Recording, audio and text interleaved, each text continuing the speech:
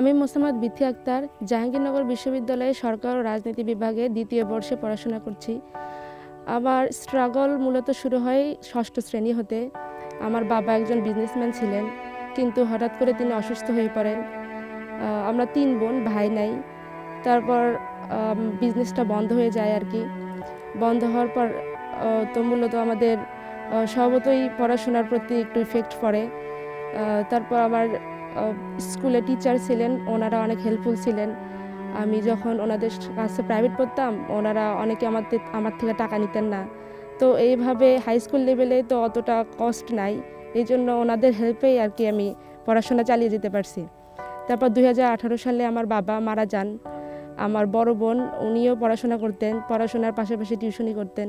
আমাদের ওনার উপরেই আর কি বেসিক্যালি ডিপেন্ড হয়ে আর পড়াশোনা চালিয়ে যাওয়া। যখন আমি এইচএসসিতে উঠি, তো আপু অনেক কষ্ট করে আমার পড়াশোনা চালিয়ে গেছেন। তারপর ভার্সিটি লেভেলে উঠলাম, আপুর তো বিয়ে হয়ে গেল। তারপর বিয়ের হওয়ার পর যেটা হয় আর কি, তখন তো আর ওইভাবে আমাদের খরচ চালাতে পারতেন না আর কি। তারপর আমি আমার এক বন্ধুর থেকে শুনলাম কিভাবে বসুন্ধরা শুভ সংঘের কথা কিভাবে অ্যাপ্লাই করতে হয়। তারপর ওর থেকেই খোঁজ নিয়ে আর কি অ্যাপ্লাই করলাম। তখন আমি সিলেক্ট হলাম।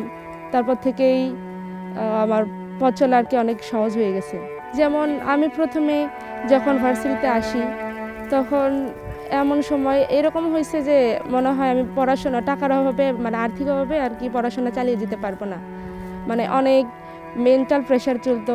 তারপর সবার সাথে কথা বলতাম, একটু জানার চেষ্টা করতাম যে কোনো আর্থিক সহায়তা এরকম কোনো ফান্ড আছে কি না। তো আমার একটা ফ্রেন্ডের মাধ্যমে এই স্কলারশিপের কথা জানতে পারি। আমার স্বপ্ন ছিল আমি বিসিএস ক্যাডার হব। প্রথমে এটাই সবার স্বপ্ন থাকে। তারপর তো যখন আমি ভাবতাম আমার স্বপ্ন আছে, কিন্তু আমি এটা কিভাবে পূরণ করব, আমার তো একটা হেল্প দরকার। তো তার মাধ্যমে বসুন্ধরার মাধ্যমে আমি অনেক হেল্প পাচ্ছি, আর ভবিষ্যতেও পাবো আশা করি। তো বসুন্ধরার প্রতি আমি অনেক অনেক কৃতজ্ঞ থাকবো আমাকে সাহায্য করার জন্য আর কি।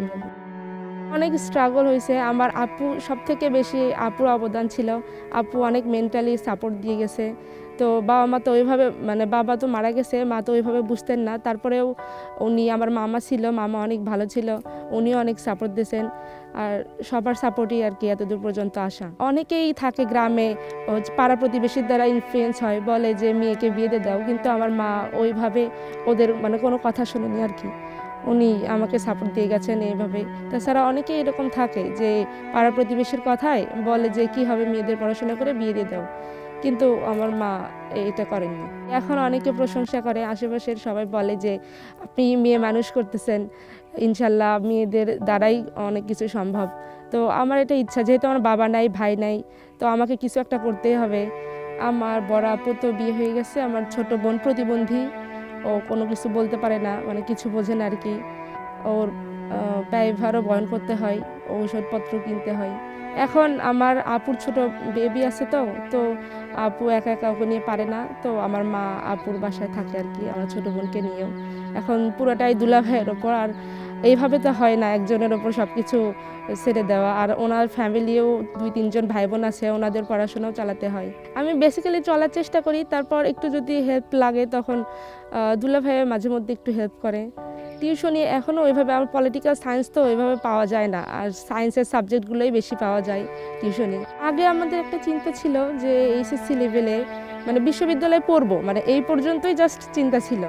কিন্তু বিশ্ববিদ্যালয়ে আসার পর কিন্তু ভবিষ্যতে আরও কী কী প্রসেস আছে আমরা বিশ্ববিদ্যালয়ের মাধ্যমে সেটা জানতে পারি।